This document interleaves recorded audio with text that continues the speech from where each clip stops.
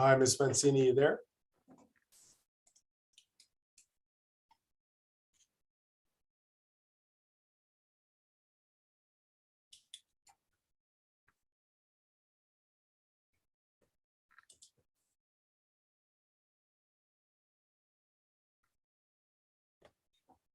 Sound okay? Mr. Morgan, how are you? Good morning. I'm very good. Very good. Excellent, excellent. Good to see you again, my friend. Yes, happy to be here. You know, it's a hectic month, but you know, just running through. That's it. That's exactly it. That's exactly it. Miss Mancini, you here? Is she here or is she on mute? She's on mute. Daniel, you're here?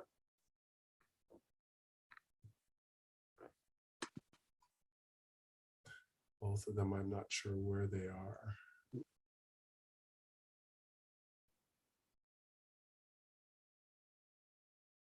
I think the schedule, all of our teachers have the link, so Okay. they're going to be signing on pretty soon, and then we go from there. Sounds good. Let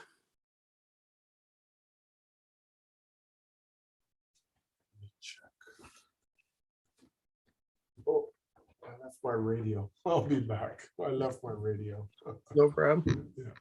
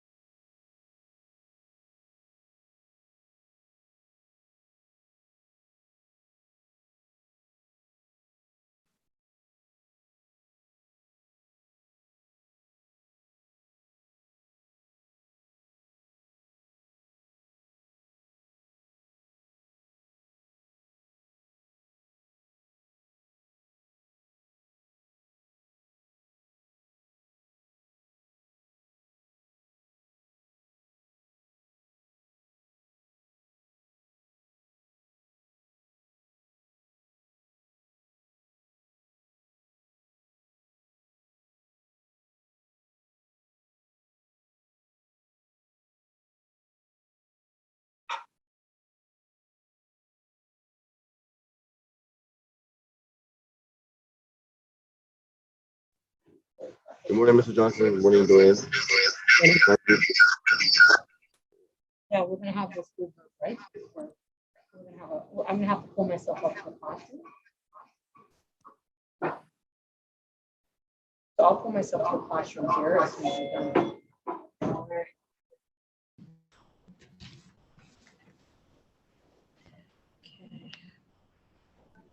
Hi, good morning, Mr. Morgan. Good morning. How are you? I'm very good. Thank you very much. My name is Carla. Thank you so much for allowing us to be blessed in your presence today. So hopefully we're going to have a wonderful opportunity to get all the classes involved in celebrating Black history. So we'll be up and running momentarily. You'll meet my two student council representatives, and I wanted to give them, you know, a bit of an opportunity to introduce you, and they're happy to have you here at MAC. So Sarah and Ali, you'll be meeting them momentarily. We Okay. do have the switchover of classes right now. So in the next 5 to 10 minutes, we'll have all of the classes being zoomed in. So we're going to make sure that everybody having access to you. And I'm going to just be moving a little bit around here just to make sure that I'm optimizing. You can hear me, correct? Yes? Yes. Yes, we're good? You can Yeah, hear me. I can hear you. Perfect. Thank you so much. There's one of my student council representatives. So we're just going to get ourselves set and sorted. So we Okay. should be able to start probably at about 10:25, 10:30. And then whenever you need to go, life is great. We do have as well an opportunity for some questions and Q's and A's if you feel comfortable with. And of course, Sarah and Ali will also be running with your biography. So whatever the autobiography you provided, that will be a bit of an introduction piece. So thank you very much. Do you No have any problem. questions? Yeah, so quickly, so if you want the Q&A, Yes. let me know, because I have like a hard 11:15 I have to be done, because I have to do a TV interview that I have to get to. So Okay, if you want the Q&A, I can finish at 11:05, or I can just talk to 11:15. you know what? We're okay with bypassing. Do we care about the? You know what? We're okay. We are okay without the Q&A. I think it's probably a better opportunity because you're going to be streamed in. We're a very large school at McKinsey. Okay. So I would rather have the classes benefit from your experience, etc., and talk. So you know what? We can curtail that. We can completely end there, and that'll be probably a easier transition as well. Yeah. Okay. No problem. Yeah, you have you have much more of an exciting life than I do today. Nobody's interviewing me. I'm not doing, I'm not doing anything celebrity like. There's no paparazzi here. No. Well, I mean, it's a busy time. Like I did breakfast television this morning, and then I just did a school in Kincardine, Ontario, and now I'm here, and then I got to go do the global interview, and then I got 3 things after that. So it's amazing. It's a month. It's a hectic month. Yeah. It's a shame that we're only again allocated to 1 month, but it'd be nicer again if we could span. But the opportunity here to teach and to educate. So we're in excellent form. I was just checking on. Yes, just 1 second. Yep. Yep. We're good. I'm going to push myself as soon as this. Hi, Mr. Johnson's just here for 1 second. Mr. Morgan, I'm going to pull myself into library B because it's an empty classroom. I'm not sure if there's any classes that require the space. I do know I have a lot of students on spare here. My student council is going to be, just 1 sec, will be strategically placed so that we're not going to create an echo.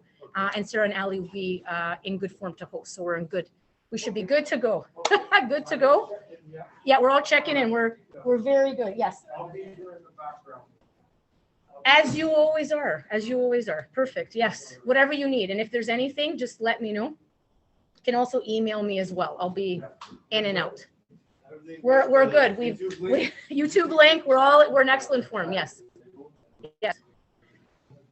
Thank you. Sorry, we're making sure because a lot of the teachers are hybrid, so I can't send a double Zoom link. So we had to wait till the TSB cleared our live link for YouTube. So it'll be much easier transition so that all the classes will be able to join us. So this is why we're a little bit of a troubleshoot this morning. So, but obviously not me. I'm a bit of an old soul here, born in the 70s. I rely heavily on the younger generation. I'm sure you and I have, we're probably kindred spirits in that, in that respect. Absolutely. So, all right. So I'm just going to get my student council up and running, and we should be starting in probably the next 10 minutes. We'll have the classes. We'll start joining, and then we'll be good to go. Very excited. And again, thank you so much for this opportunity. So my pleasure.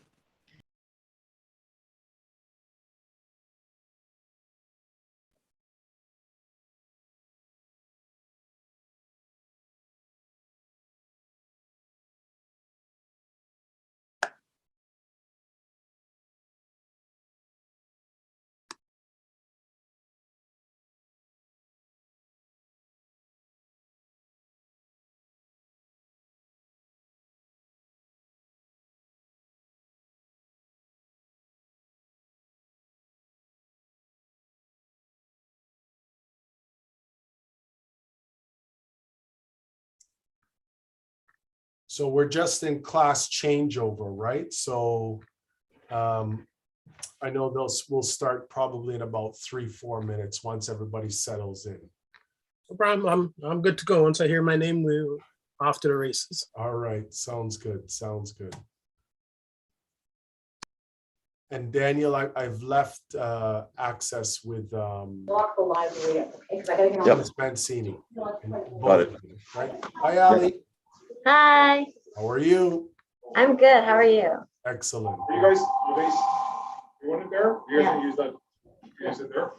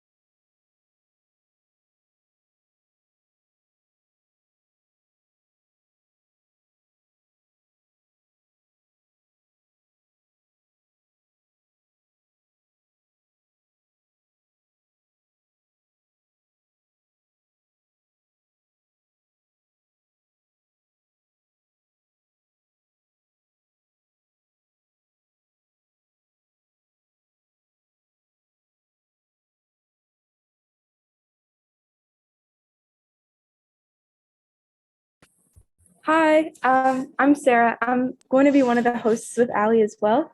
I just thought I'd introduce myself really quickly. Thanks again for making time for us today. We're really excited for this. My pleasure. Happy to be here, and thank you for hosting me. Yeah. So we're good to go for 10:30 then, I guess? Anytime y'all say my name, I'm good to go. Okay. We should be. So again, the transition classes are happening right now, Mr. Morgan. So we should be in good form. So yes, in 10 minutes, and then we should have everybody on, and then we're off to the races, as they say. So looking forward to it. Sounds good.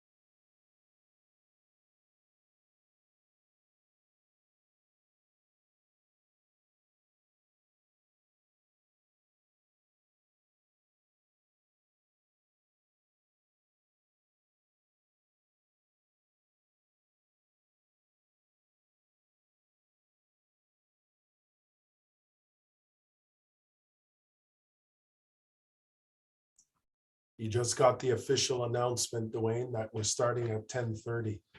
So you better be on your game. All right, don't worry. I'm good. Good to go. You're always on your game though, anyway. I just let him know, Miss Mancini, that you just Yes. gave him the official announcement. I'm a very loud mouth. So yes, I want to make sure that everybody is well informed. So far, so good. I think it was very clear, Mr. Johnson. The one thing that God's given me is, the gift of, right? Yes. I told So that we Dwayne, can, I told Dwayne he better be on his game this morning. no, we're just excited and very happy, enthusiastic to have him here today. So this is great. But he squeezed us into his busy schedule, sir. So it's been, Listen, him and I have a history. He's been with me at Downsview a couple times as well too. I can't even remember. Did you come by me when I was at Vaughan Road? Did you do Vaughan Road? Would have been back 2010 to up to 13. I can't even remember. It's quite possible. I'd have to check my records and see. Yeah. But, I love the history. I love the camaraderie, right? This is fantastic. Especially in the TDSB. It's a very small community, which is fascinating. He's a good man. And you should go see him live one day when he does I will put it on my to-do list as soon as this whole pandemic is over. Trust me, I have a list. Raptors game, concerts, fine dining. Yes. Dwayne Morgan. And See? now Dwayne. All right, awesome. Okay, I'm not sure where you're headed to. Hold on. Hold on. Where are you going?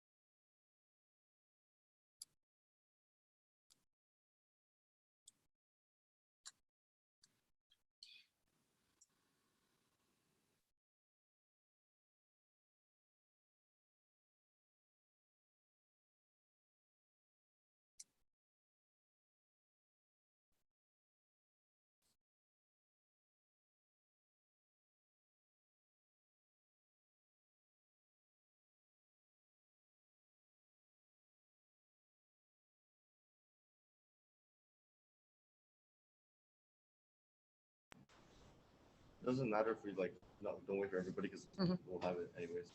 Good morning, Mackenzie. We will be starting promptly in 3 minutes, our presentation with Dwayne Morgan for our Black History Month celebration. So we'll be starting in 3 minutes.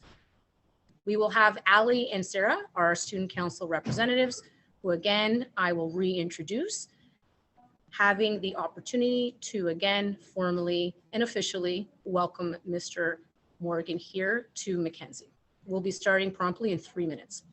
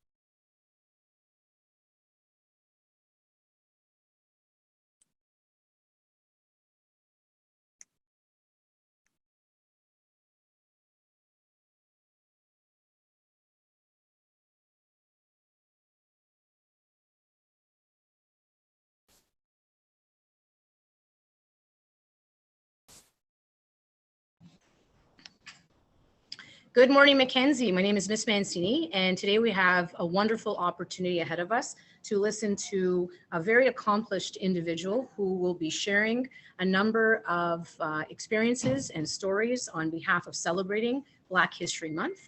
Without further ado, we will be introducing Dwayne Morgan to William Lloyd Mackenzie. I would like to also introduce Ali and Sarah, my co-hosts for this morning's presentation. So ladies, the time is yours. Let's introduce our guest speaker for today's presentation. Hi, everyone. Good morning and welcome to the Black History Month presentation. We are happy to have you all with us today, and we are so fortunate to have Dwayne Morgan, our amazing speaker, with us today. My name is Ali, and I'm one of the spirit reps on SAC this year. My name is Sarah, and I am the other spirit rep on SAC this year, and Ali and I will be your hosts for today.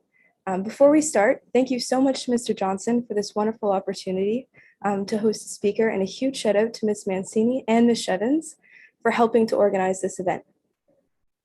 Since 1993, Dwayne Morgan, a Canadian spoken word artist, has used his voice to promote African, Canadian, and urban influence artists through his entertainment company, Up From the Roots, while also fighting for gender equality.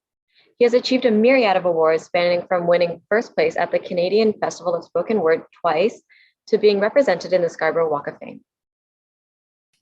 Mr. Morgan has performed for many well-known individuals, such as former US President Barack Obama, former Governor General Michelle Jean, recorded with Drake, and even performed at the Super Bowl, Super Bowl 46 in 2012. And he's now here with us in our meeting to talk to you. So on to you, Mr. Morgan. All right, awesome. Good morning. Thank you so much, Ali and Sarah, for the introduction. Thank you to the staff and the admin for inviting me to be here. Thank you to all of y'all in your classrooms, the teachers. I appreciate it. As you heard, my name is Dwayne Morgan, and I am very excited to share with you as it is Black History Month. And one of the things that I don't do is spend a lot of time speaking about, all the names and things that happened in history, because those are things that I believe that we should be learning about or discovering for ourselves. But what I do is challenge young people to take the examples that have come before and ask yourself, well, what am I supposed to do? Because life is very much like a relay race. So all of these things that have happened before us in history have put us where we are today in our society. And the baton has been placed in our hands. And we have to look at the world around us and be like, what still needs to change? And what is my role and my responsibility? Sometimes when we focus on the names in history, we think, well, those people are all so special and something special about them, and I can't do what they did. And here's the thing.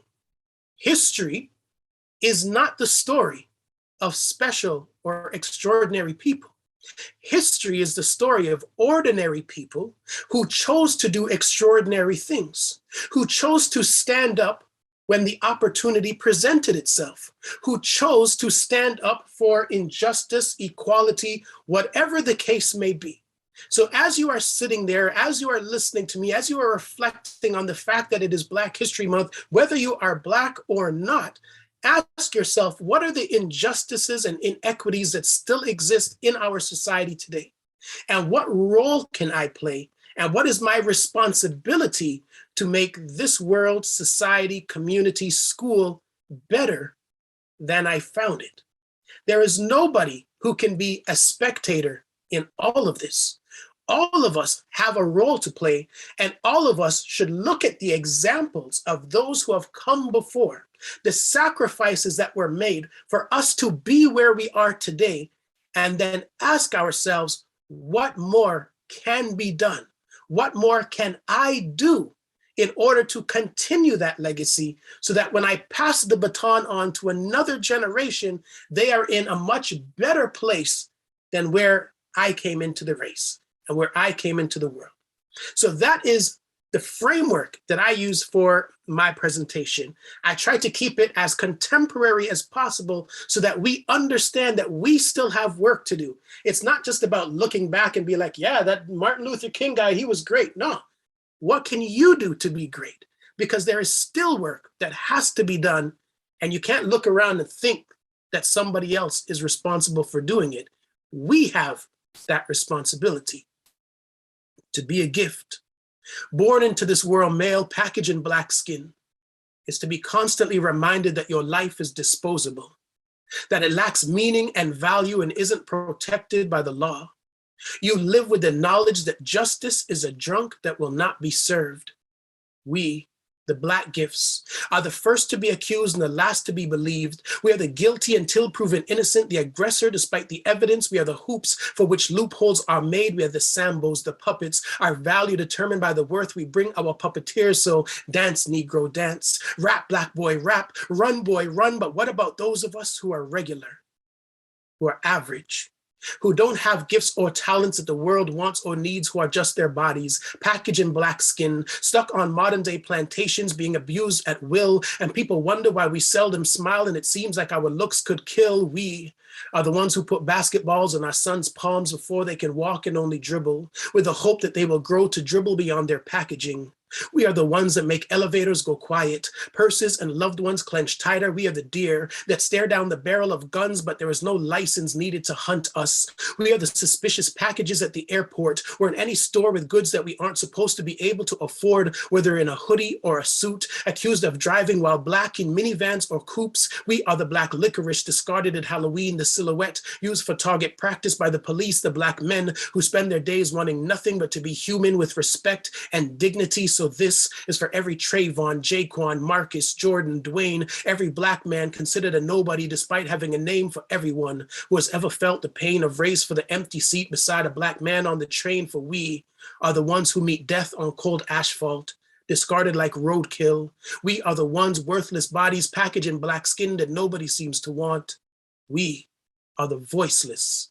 We are the ones. So that poem is a reflection of the life experience that many people who look like me go through on a daily basis, just trying to survive, just trying to thrive, just trying to get to school, just trying to graduate, and they're faced with all of these things. But there are three main things that I want to speak to you about today.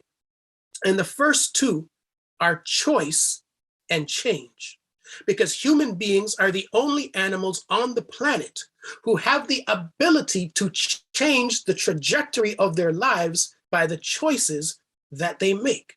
So choice and change are two very important things to us as human beings. If you are not enjoying your experience in life right now, ask yourself, what are some of the choices that I have made that have left me feeling how I'm feeling right now? And when you realize that how you are feeling is a result of choices that you have made, that should empower you to realize that there are other choices that I can make to change my reality.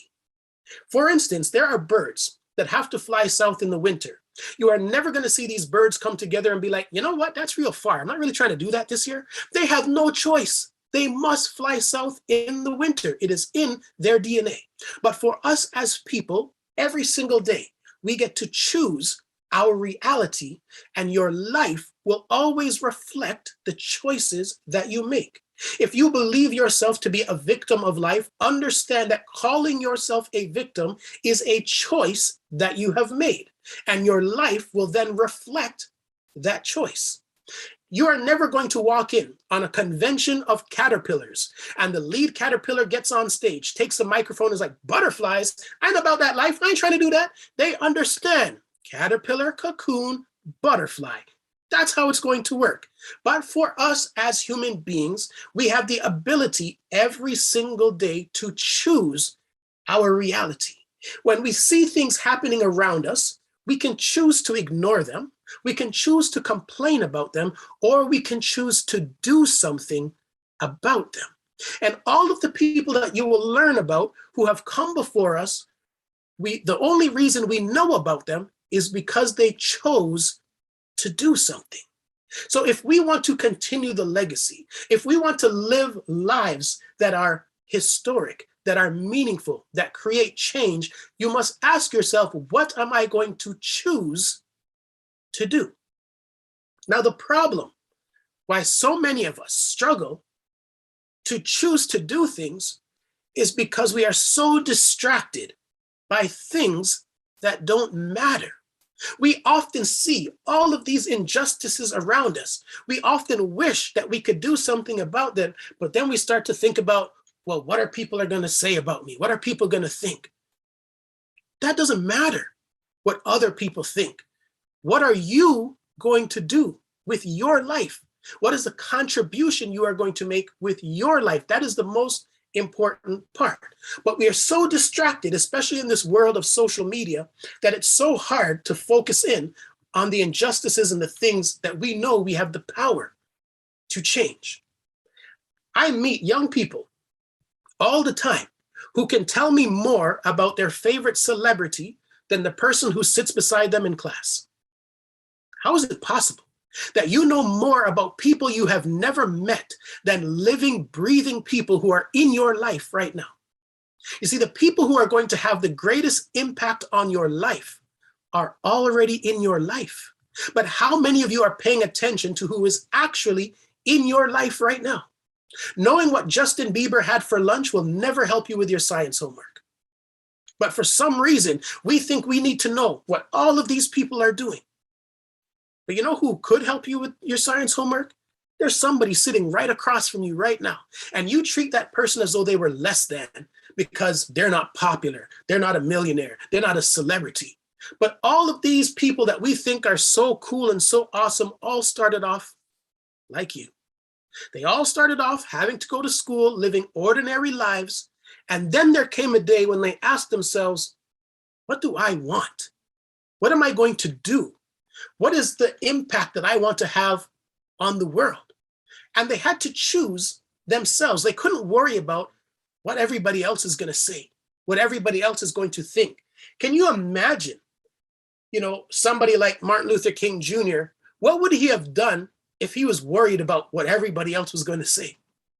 He knew what people were saying, but he still did it anyways, because at the end of the day, you have to choose what you're going to do, what your contribution is going to be, what your life is going to mean, because we are all here for a purpose.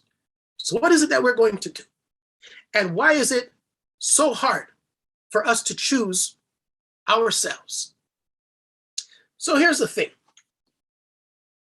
I had to ask myself, I go around all the time and I speak to so many young people, and I see so many bright, intelligent, energetic young people.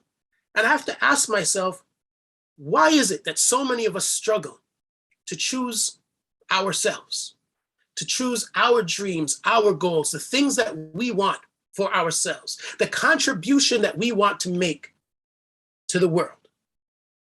And there are two things that I discovered.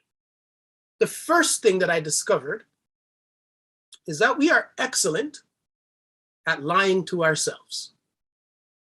And here's what we'll do. We'll look at Cardi B and we'll be like, oh my gosh, she's so lucky. What makes Cardi B lucky? If you look at Cardi B's life history, she made choices that many of us would probably never make in order to get to where she is today. That's not luck. That's believing in yourself. That's in choosing yourself. That's in silencing the noise of everybody else whose opinions don't matter and focusing in on who you want to be and what you want to do and what you want to achieve. But the minute we say, she's so lucky, we take ourselves off the hook. Because when you can blame it on luck, you never have to look at your own effort. You never have to look at yourself and ask yourself, am I doing enough?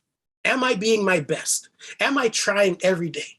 The minute you say, they're just lucky, you get to go on living life, not even being the best version of yourself. When I went to high school, I went to school in Scarborough. One of my friends was Kevin Weeks. And Kevin Weeks went on to go and play in the NHL as a goalie. And people would be like, see him sign his contract and, become the millionaire and be like, oh my gosh, he's so lucky. But was he lucky? Because on Saturday, when I was in bed sleeping, he was driving to some unknown small town for a hockey tournament. That's not luck. That's dedication. That's hard work. That's discipline. That's choosing yourself. When I was in school, growing up, I always knew that I was very smart. But for somehow, I could never get my report card to back me up on this. There was a disconnect there somehow. And When our teacher would say, all right, class, there's a test on Thursday, I would say to myself, okay, test on Thursday. This means make notes Tuesday, study notes Wednesday, write test Thursday. I got this. I had no idea that there were students in my class who studied because it was Monday. They didn't study when the teacher said there was a test. They studied just because. Who does this? Now, the students who studied just because, their marks were here and my marks were here. And I would always say to myself, well, they're just smarter than me. But then I had to ask myself, are they actually smarter than me? And here's what I discovered. When I would go home and be on my PlayStation, those kids were studying to make sure that they understood what they had learned. So they didn't need the teacher to say, oh, there's a test coming to study. They just studied because they wanted to make sure that they understood it. They weren't smarter than me. They just made better choices than me. They just chose themselves, their present, their future, who they wanted to be, while I prioritized choosing entertainment. So I was only lying to myself when I said those kids are smarter than me, because as long as I convinced myself that they were smarter, I didn't have to do the work. I didn't have to look at myself and ask the tough questions. Am I even trying? So that's the first thing that I discovered about why so many of us struggle to choose ourselves and the contribution that we could make to the world. Now imagine this for a second. Imagine the Toronto Raptors go to play a game of basketball. The referee throws the ball up in the air, blows the whistle to start the game. The other team gets the ball, runs down the court, scores a basket. All of the Raptors are running around the court, waving at people in the audience. The other team is now going up and down the court, scoring baskets, and all the Raptors are just waving at people. At some point, you would say to yourself, what are they doing? Why aren't they paying attention? Guys, get in the game. But this is what many of us do every single day. We wake up in the morning, we put our nice uniforms on, and then we get on Snapchat, TikTok, Instagram, and we watch what everybody else is doing. And we pay no attention to what we need to be doing in order to achieve the things that we want to achieve and be the people that we want to become. So you have to ask yourself, do I want to be on the court in my own life? Or do I want to be running around the court, waving at people, paying attention to what everybody else is doing? Life is happening behind many of us, and we're not even paying attention because we're so consumed with what everybody else thinks. And what everybody else thinks doesn't matter. What you think matters. Now, here's an interesting analogy. If you go to a sporting event, let's say a Raptors game, there's going to be 25,000 people in the stands and 30 players on the court. This is significant because it represents that there will always be more followers and more people watching than people who choose to do. There are only 30 people dealing with the pressure of being on that basketball court, but 25,000 people who have an opinion on what those 30 people should do. And that's how it works in life. When you choose yourself and the contribution you want to make to the world, there's going to be so many people who have an opinion on why you should or shouldn't do it, but you have to be steadfast in knowing who you are, what you want your contribution to be. If you sit in the stands at a Raptors game, you're going to hear people say, oh my gosh, why did he take that shot? Why did the coach put that guy in? I wouldn't have done that, but who cares? It doesn't matter what you would have done, could have done, should have done, because you're in the stands. You're not on the court making the decisions. You're not dealing with the pressure. You're not the one in the situation. So for us as young people, we have to be able to silence the noise of the fans and focus in on who I want to be. How do I continue the legacy and the work of those who have come before me? So then again, when I think about it, why is it that we struggle to choose ourselves? Why is it that so many of us would rather listen to the fans than be in the game? The second thing that I came up with, and this is something that many of us know, but nobody ever talks about, except me. I'm going to talk about it. And the second reason, because it's so important, is the reason why so many of us struggle to choose ourselves is because for many of us, we don't like ourselves. And even worse, we don't love ourselves. Do you know how hard it is to wake up to go to school in the morning if you don't like school? Do you know how hard it is to eat things that are good for you if you don't love those things? Because love is the greatest motivating force on this planet. But what happens when the thing that you don't love is you? What are the choices that you make for yourself when the thing that you don't love is you? Imagine this. In North America, not too many years ago, there were restaurants, and in the windows of these restaurants were signs that said, "No Black people allowed." And there were Black people who would go into these restaurants and sit down. And they knew that they would not be served, that they would be physically or verbally assaulted, and that they would end up in jail or the hospital. And they still went. There are people who went out and protested against injustice, police brutality, knowing that fire hoses would be turned on them, and they still went. There were people who went out and marched for their rights, knowing that fire hoses, knowing that police dogs would be sent to attack them, and they still went. Now, when you think about this, when you think about the outcome of those actions and you ask yourself, knowing what the outcomes would be, how many of us today would choose to do any of those things? The answer is probably very few of us. So then we have to ask ourselves, well, what would make those people choose to do what they did? And the answer is love. They love themselves enough that they were willing to put themselves into harm's way to ensure that no one else treated them as though they were less than, to ensure that other people knew that they knew their worth and their value. They were willing to put themselves into harm's way to ensure that. That is the level of love that changes the world. You must all love yourselves enough that you are so unbothered by what everybody else thinks, because not everybody is going to see your magic. But the greatest tragedy would be for you to not notice your magic. It was 4 a.m. when she woke me. And I can still remember the cold sweat on the back of my neck like it was yesterday. 14 years have now passed. And I can still remember the pregnancy test in my hand and how it felt like my heart and my world had stopped simultaneously. And nobody knows this.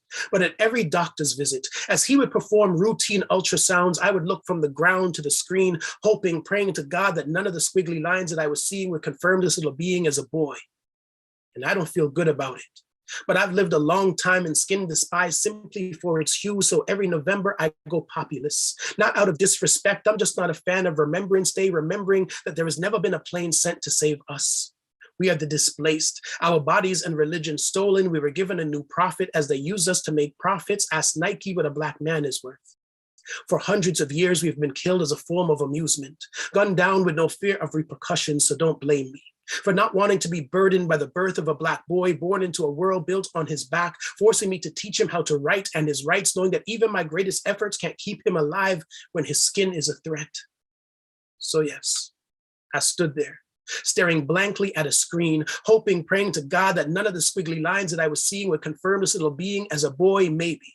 Having a girl would increase my chances of not having a child who'd grow up to be a hashtag trending, because the killing of Black men has been a trend since forever. So we write Black Lives Matter, not to try to inform others, but to try to convince ourselves in a world that is constantly showing us otherwise. And my heart can't help but break for those parents who have had their children snatched from their lives. It was an April afternoon when I found myself pacing around a delivery room, wondering if my prayers would be answered. At 3:20, the most precious little girl was presented to me, and I cried uncontrollably for hours, knowing that I had just been blessed. Not because having a girl would make her worth more, but because we live in a world where Black boys will always be worth less. So there are things in our society that stand in the way of us getting to the point where we can love and accept ourselves. where we can realize that life is about what we choose to do. So then I had to think to myself, well, self, you can't just tell young people or point out that so many of us struggle to love ourselves and then move on with what you want to say. You got to do something with this. So as I thought about it, I came up with an idea. And for lack of a better word, I have developed a homework activity that goes with my presentation. Now, before any of you try to log off, let me at least acknowledge that I understand that there are many young people who have an allergic reaction to the word homework. I get it. I once suffered that same affliction, but I persevered and I am okay. But here is the thing, the homework that I am going to give to you, if you are able to commit yourself to it, it will change everything that happens in your life from today moving forward. Now you might be saying to yourself, that seems like a pretty big promise. And I will respond to you by saying, it is not a promise, it is a guarantee. If you can commit yourself to the homework I give to you, it will change everything in your life. Now, some of you might be at the edge of your seat wanting to know what this homework is. And before I tell it to you, I need to give you a couple of examples to put it into context.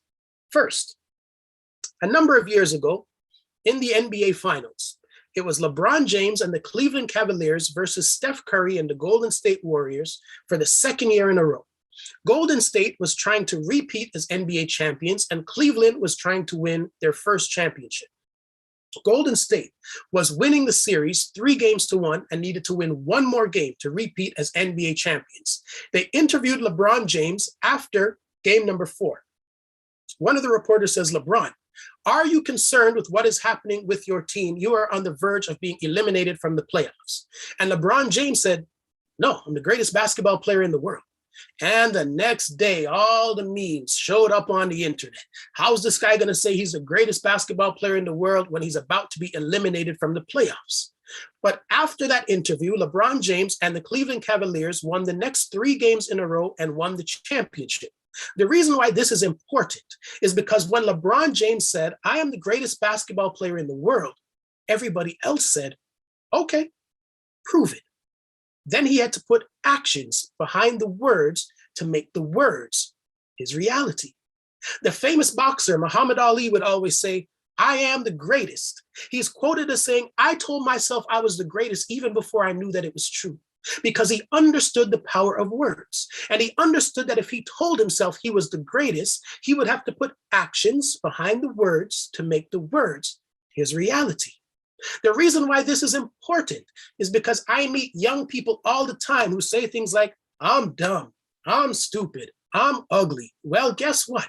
If you tell yourself that you are dumb, you are going to find some actions to show off just how dumb you have the ability to be.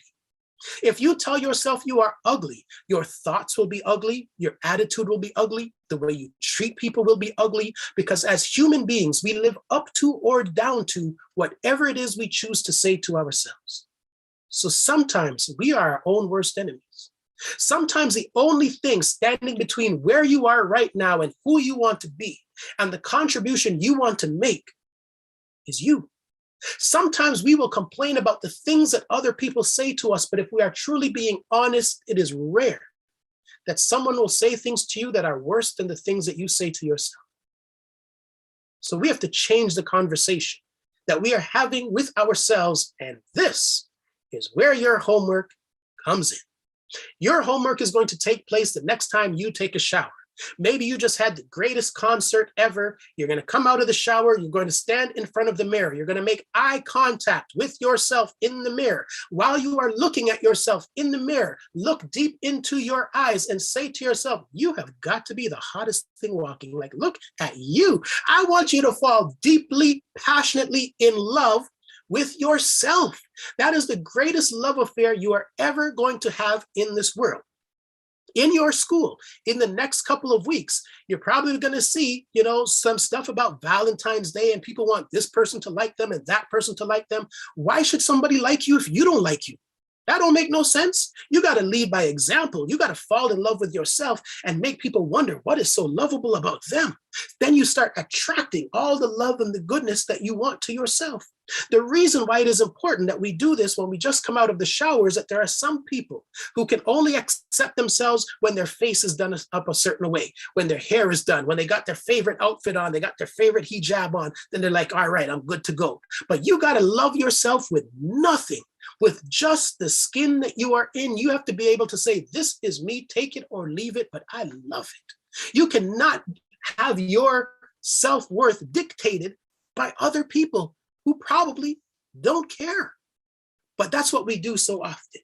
And somehow we've found ourselves in this society where when we look at ourselves, we point out everything that's wrong with us. Oh my gosh, I'm getting acne. Oh my gosh, I'm gaining weight. But how often do you look at yourself and point out everything that is right with you? Probably never. I am willing to bet there's nothing even wrong with you. But how often do you pick yourself apart, find all of the things that are wrong with you? And how often do you look at yourself and tell yourself, I am brilliant, I am awesome, I am capable, I am worthy? Because when you say that to yourself, it changes your actions. It changes your choices. Because every choice that you make in life is tied to how in love was I with myself at the time when I made that choice. Every choice you make is tied to the level of love that you have for yourself. Now, I'm sure some of you can think of somebody that you know who needs between 5 and 10 minutes to take the perfect selfie. They know exactly where to stand, what time of day, where the sun's going to be, what filter to use, so that when they post it, everybody likes it. Why? Because they have tied their self-worth to external validation. But what happens the day they post a selfie and nobody likes it? How do they feel about themselves then? When you fall in love with yourself, you could post a picture and be the only person who likes it, and that is the most important like you are ever going to get. Everybody else is just the sprinkles on top, but your like, now that's the one. I see people post on the internet, I want someone to love me the way Kanye loves Kanye. You're supposed to love you the way Kanye loves Kanye. What are you talking about? Who do you think is coming to love you? And what if they don't show up? Then what? Then what do you do? Then what happens to your life? But you know who will always show up? You will. So start showing up for yourself. Start seeing your abilities, your goals, your talents. Start listening less to what everybody else is doing and focusing in more on what you need to do, on what you want to do, on who you want to become. What are the steps that I can take today to continue the legacy of those who have come before? There are young people who believe that their self-worth is tied to what name is on their jeans, what name is on their handbag, their shoes, how many likes they got, how many followers they have, and none of that matters. Should you pass away and your friends were to come to your funeral, there is no one who will get up on stage at your funeral, take the microphone and say, you know what? That guy had more Jordans than anyone. He was amazing. What? No one's going to care. They're going to want to know, what did you choose to do with this life that you have been given? Every single day when you are lucky enough to wake up in the morning, you are given the opportunity to choose to do something. What are you going to do? Or are you just going to keep letting days go by and wasting days, and you know who you want to be and you know what you want to do, but you're just too scared to start because you're so concerned with what everybody else is going to think. But you got to block all of that up. You got to watch other people less and do more. You got to trust your gut. You got to know that you are here for a reason and for a purpose to do something. But oftentimes, it's the people who are closest to us who stand in the way of us being the best versions of ourselves. So here's another thing that I discovered. No matter how many friends you think you have, you actually have fewer friends than you think. In my brilliance and wisdom, I have developed something that allows people to find out who their friends are and how many friends they have. I am assuming that you are listening to me attentively right now, so I am going to give this to you for free so that you too can find out who your friends are and how many friends you have. Because I was a lazy student, I have made this at the level of lazy. So it's just one question for you to ask yourself. And if you ask yourself this one question, it will answer those other two questions 100% of the time with 100% accuracy. And here's how it works. Should you want to know who your friends are and how many friends you have, ask yourself, when is the last time one of the people that I hang out with told me something positive about myself? In this very moment, many of you are realizing that you have no friends. Because for many of you, you choose on a regular basis to hang out with people who have nothing positive to contribute to your life. If you hang out with people who celebrate when you fail, those are not your friends.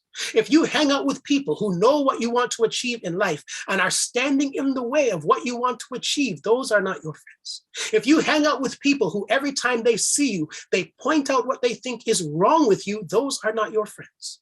I often say that hanging out with negative people is like chasing after parked cars. They're very easy to catch because they're going absolutely nowhere. But that is a choice that many of you make for yourselves, then wonder why your life is not moving forward when you're hanging out with a bunch of parked cars. Drake has a line in one of his songs where he says, while my friends are in the club partying, I'm in the studio making the music that they party to. Drake understands that while his friends are in the club, wasting time, having drinks, chasing girls, in order for him to be Drake, he has to be in the studio making the music that his friends are wasting their time to. So Drake understands that not everybody can come with you. Not everybody is going to see your vision. Not everybody is going to want the same things out of life that you want. But you cannot tie yourself to those people. If you want to move to a place that the people around you don't want to move to, you might have to move solo. You might have to find another circle of people who want to go there and make that decision. But sometimes young people say to me, okay, well, I know there's some negative people in my life, but if I separate myself from them, it's going to hurt their feelings. And I say, if you don't separate yourself from them, you could hurt your entire future. Which one is more important to you? Well, the answer to that question comes down to how in love are you with yourself? Because when you are not in love with yourself, other people's feelings and opinions are very important.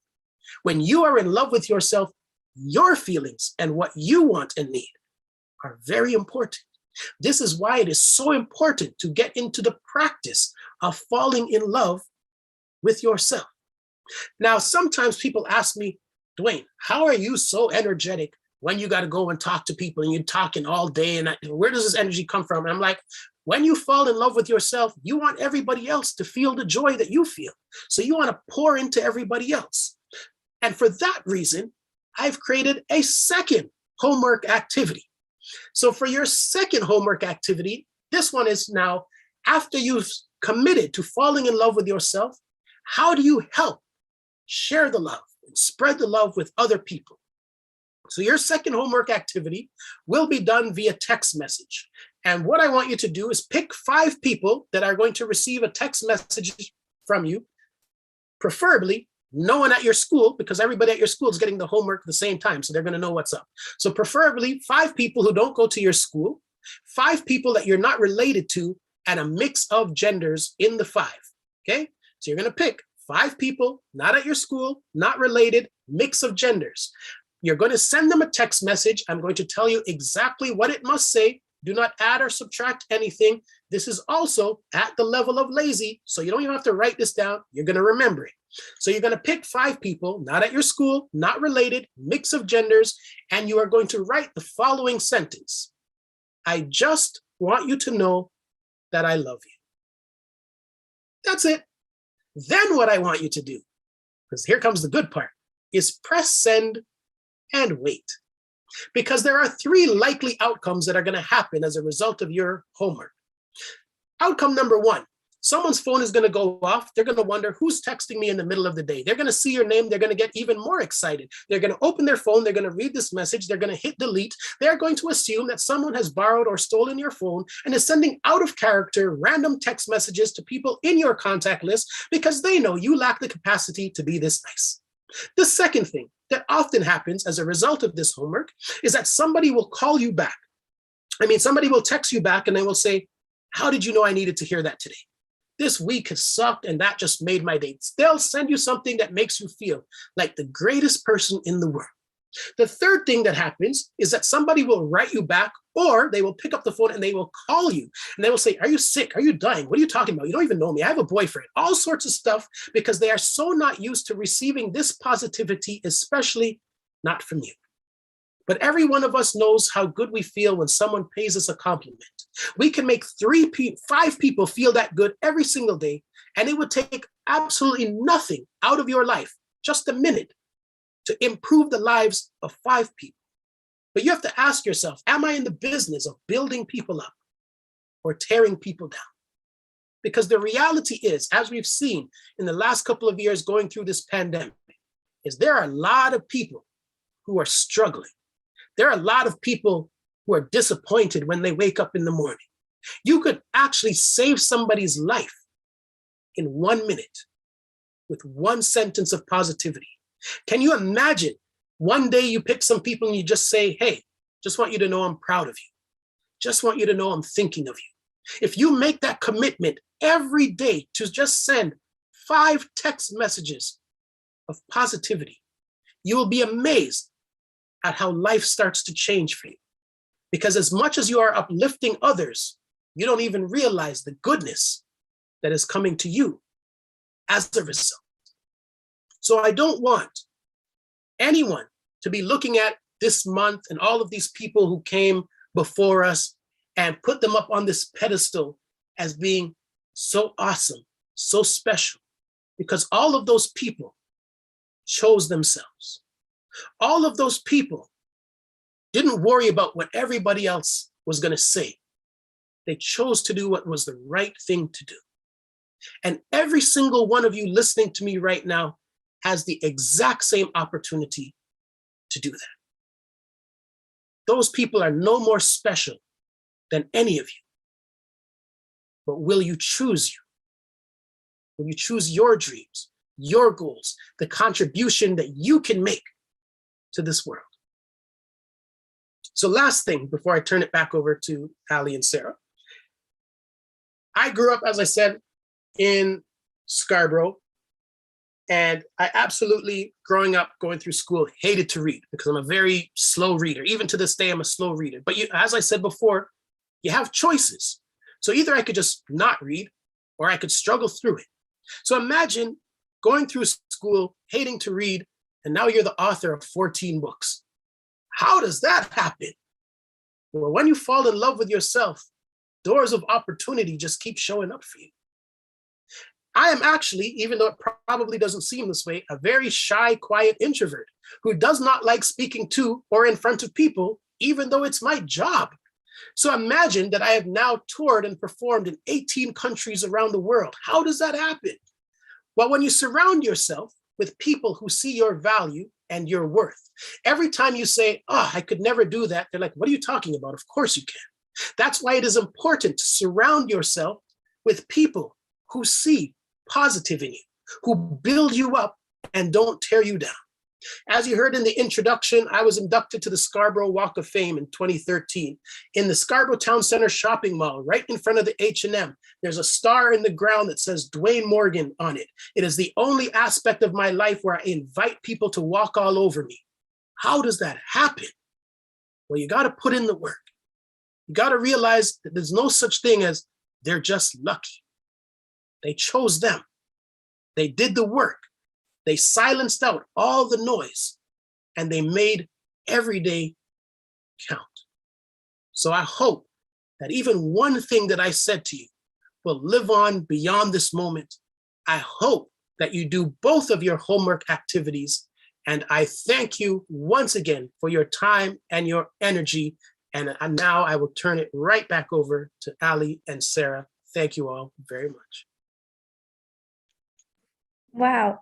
Thank you so much, Mr. Morgan, for speaking with us today. We are so fortunate to have you with us to hear all of these amazing stories. Thank you for your work and for bringing awareness to this important cause, for continuing to share these stories with students like us as well. It is incredibly inspirational to realize our potential for creating change around us. Living a meaningful life is indeed a choice, and we thank you, Mr. Morgan, for reminding us that we always have this choice.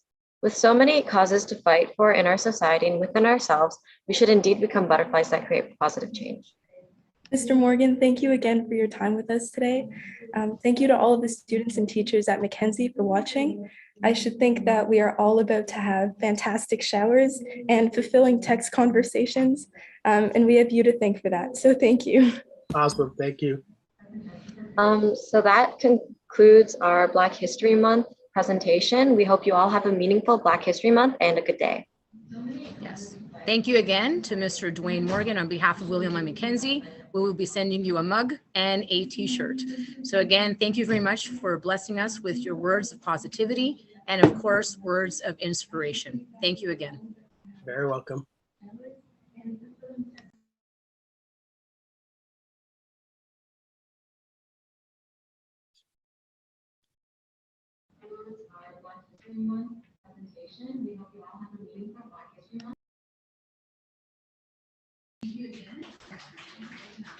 I know you don't hear the applause. We'll just have some applause here in the background as well, Mr. Morgan. So I did hear it. I did hear you it. hear a bit of it? Good.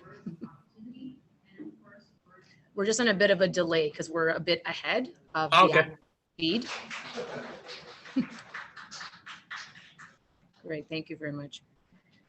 Again, thank you. Have a great day. And thank you again.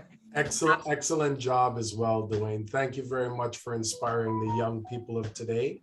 Believe me, I've been taking those showers since I was 16 years of age. It's important. It's very important. Well done. Thank you very much. Sarah and Ali, thank you so much for all that you've done. Great. Thank you. All right. Thank you all. Have a wonderful day, Mr. Morgan. Thank you again.